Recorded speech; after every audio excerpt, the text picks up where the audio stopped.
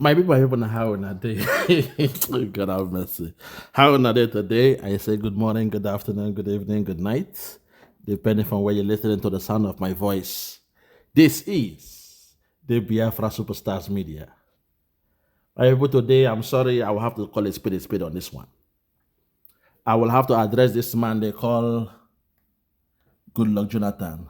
You see, this will make mistake. They forget that charity begins at home. The man is here crying. He's lamenting. He said, there was no coup in Guinea-Bissau. Jonathan releases a shocker. Jonathan drops a shocker. Guinea-Bissau president invited military to take over. There was no coup in Guinea-Bissau. You see, a coward will die 1,000 times before the real death comes. Before I play this video, I want to speak one-on-one, man-to-man, to Mr. Goodluck Jonathan. At your own time, in the year 2015, you saw what was happening. You saw how the Fulani cabal, they were dwindling with the votes. You saw when they brought in Boko Haram, ISIS, ISWAP, Lakorawa, and the rest of them. They said, Buhari said there will be blood spilled all across the road. They were spilling like monkey blood. Chimpanzee and gorilla blood will be spilled all on the floor. You didn't tag him a terrorist. People died. You didn't tag him a terrorist the same way the Tinubu government tagged Nnamdi Kanu a terrorist. Not only that, in the 11th hour, you chickened out. You became a coward and ran away. The vote was still counting in the 11th hour. And you claim, oh, I will not wish to spill the blood of people. Instead, I will step down and say congratulations to Buhari as president. That was a coward move. You were the president until handover, you are still the president. Until the day of handover, you are still the president.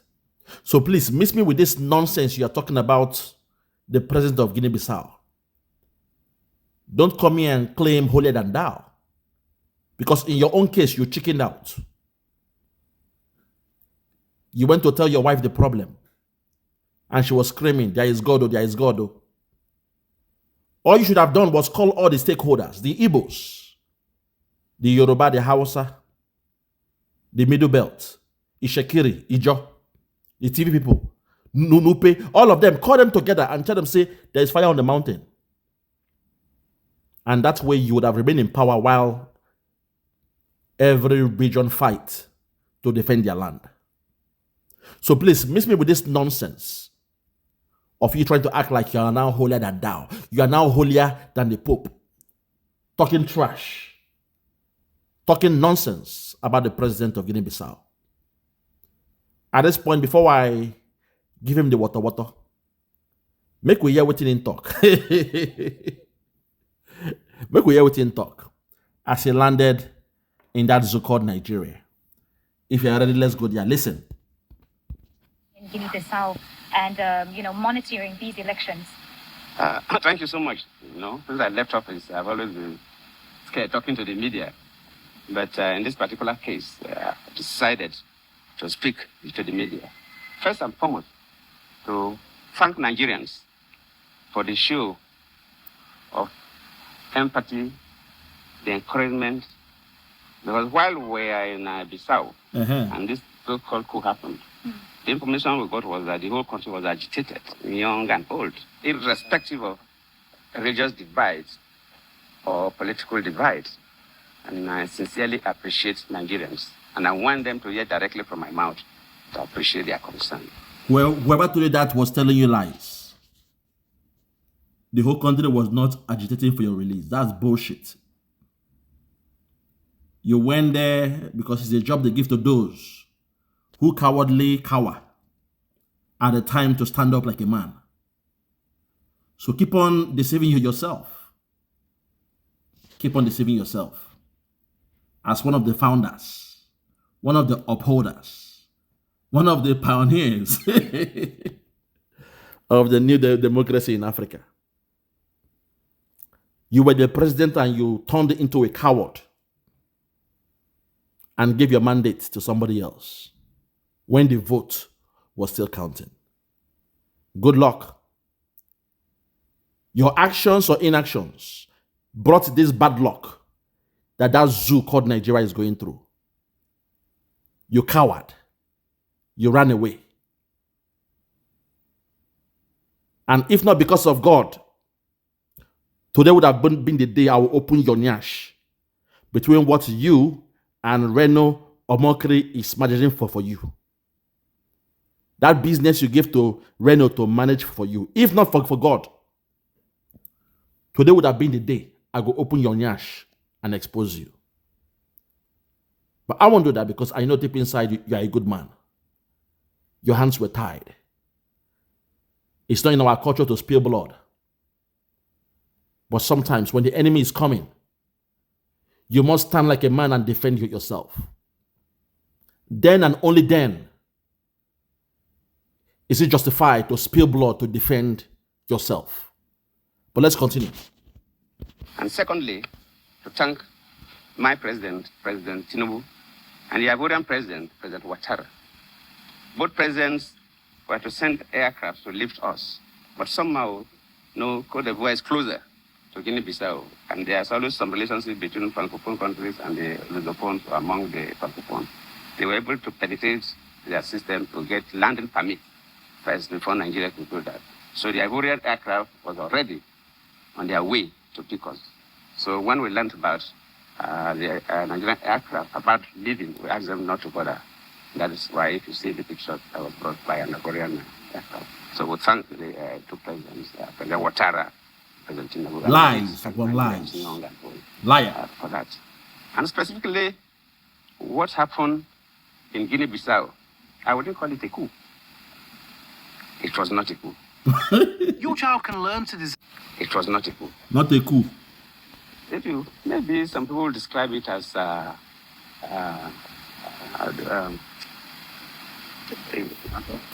no, not quite. RNG? I would just say, if it is like, for want of better word, I would say maybe it was a ceremonial coup. Because for two things, it is the president, President Balo, that announced the coup. Before later, the military man came up to address the world that they were in charge of everywhere. Then Mbalo has already... That is how it's done in a civilized country. Guinea-Bissau has shown you how it's done. Not like in your shito country where they buy everybody on site.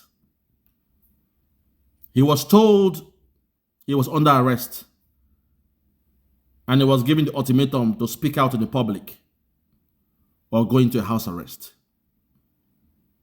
He did what was right. He came out and told the whole world there was a coup in his country. And afterwards, the military men came out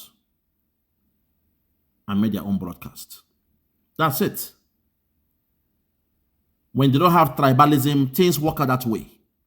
But in your shithole called Nigeria, they would have spied everything on sight. And look at you doing holier than thou. What happened in your country in the year 2023? Why have you not come out to speak on it? You were the first to go and shake the hands of Jagaban. But now here you are, playing holier than thou. Oh my God. This one makes me laugh. You are doing holier than thou for Guinea-Bissau. You are doing holier than thou for Guinea-Bissau. But in your own shithole country, you were the first. Oh Lord, you were the first to concede to Buhari. And in 2023, you were the first to congratulate Tinubu, Mr. Emiloko. This guy, I'm just laughing with this man. I'm just laughing with him. You know, they want to act tough when it's a different country. But when it comes to that zoo called Nigeria, suddenly, cats got their tongue. They are scared to speak out. So please, miss me with that nonsense. But continue. Then Mbalo has already announced the coup, which is strange. not only announcing the coup, but Mbalo, while the coup took place, was using his phone and addressing media organizations across the world that he has been arrested. I'm a Nigerian close to 70, and I know how they keep heads of state when the coup takes place. In your country, they keep heads of state incommunicado. In your shithole country called Nigeria, they keep heads of state incommunicado. But do not compare that with Guinea-Bissau. Do not compare your shithole country with Guinea-Bissau. They're a bit more, civilized down there. Because what the military men did there was nothing but utmost respect. Once they've taken over power, then the president becomes a lame duck. Let him speak to the whole world and tell them what's going on that year. I've been overthrown through a coup, and that's it. So why do you tie them up, buy the man, buy the wife, buy the pekin? No. We don't do that in the Western world. It's only in your shithole country that somebody is not free to talk after coup. They buy everybody in that your shithole country. I beg, continue for me. Recently, I was a mediator in Mali, an ECOWAS mediator in Mali, and within that period, we had a military coup. Military don't take over governments, and the sitting president that they overthrown would be allowed to be addressing press conferences and announcing that he has been arrested. But this doesn't happen. Who is fooling who? Basically, what happened in Guinea-Bissau is quite disturbing to me who believes in democracy. What about your own shithole called Nigeria? What happened in 2023? Is that not disturbing? What is happening now in your shithole country? Where you are being turned into an Islamized country. Is that not disturbing to you?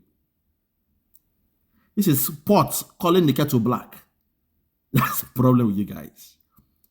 You have a log in your eyes. You've not taken it out.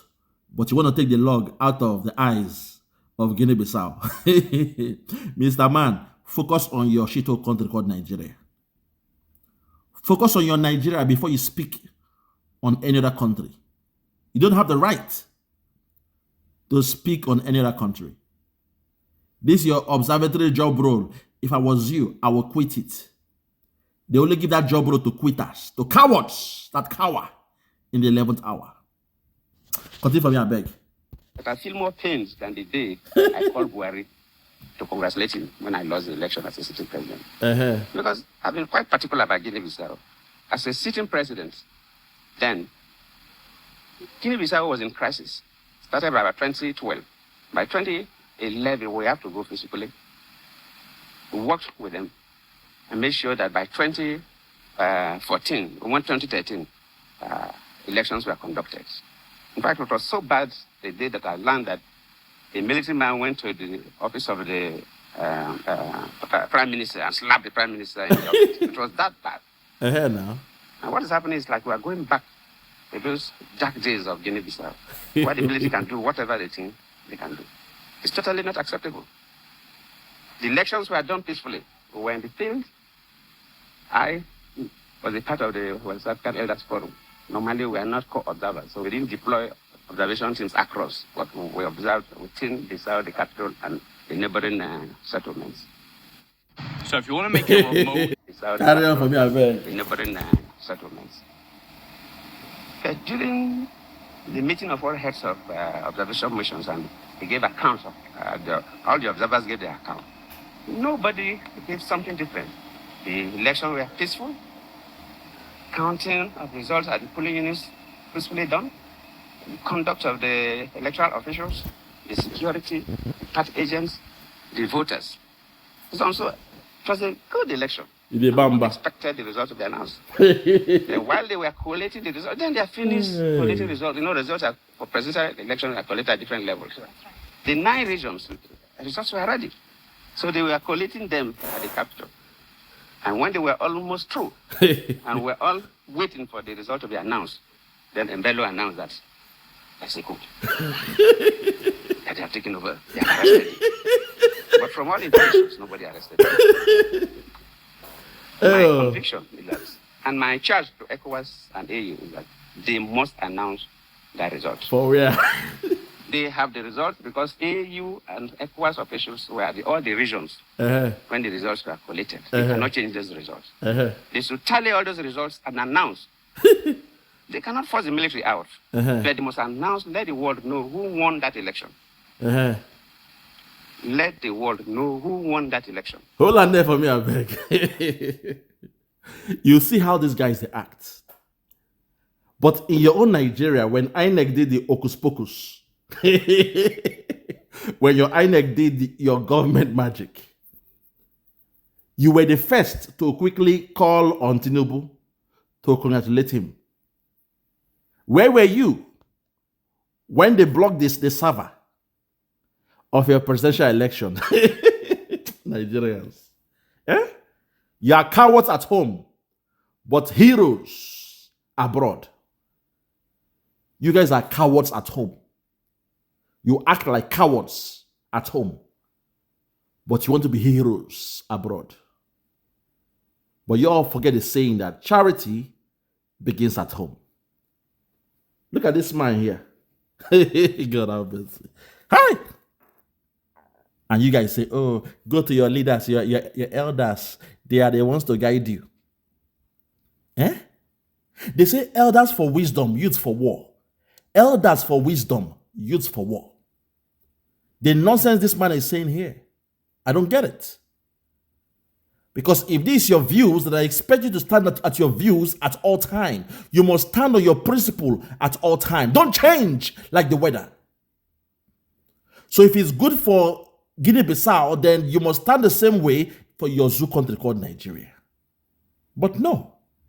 In the case of Nigeria, you were the one to call on Buhari in the 11th hour. And you tell and say, congratulations, sir. You are now the new president. Despite you knew what was happening. And your foolish excuses, being president, it's not worth spilling blood. It's not worth spilling blood. But because of your action now, to today, Boko Haram, ISIS, Fulani headsmen, they pious. Yeah?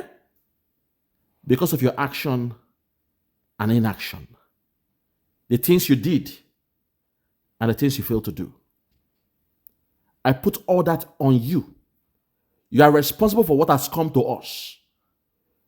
You are responsible for what has befallen us. You allowed a madman, a terrorist like Buhari to be president. Even though you know you were the one winning in the vote. Because of you, the Buhari man came into power and he ambushed the Biafrans. Because of you, headsmen are everywhere, taking over the whole land because you allowed a tyranny. You allowed a Boko Haram grand patron to be president. Even though you had all the information, you had all the intel, you had the info that the terrorists, they were all across the borders of Nigeria. Your own action was to tell just your wife. Say, patience, problem do. Terrorists don't fall everywhere. I've been told, though, I don't see them. I don't see the video. They're everywhere. Instead of it to have told the who is who, the stakeholders of Nigeria. Tell them, so yeah, to your tent, O Israel, the enemies have come. No.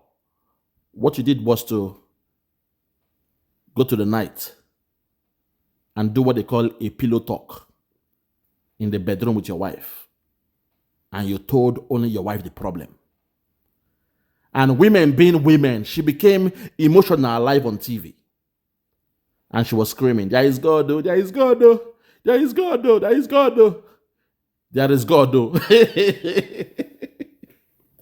She called the name of God.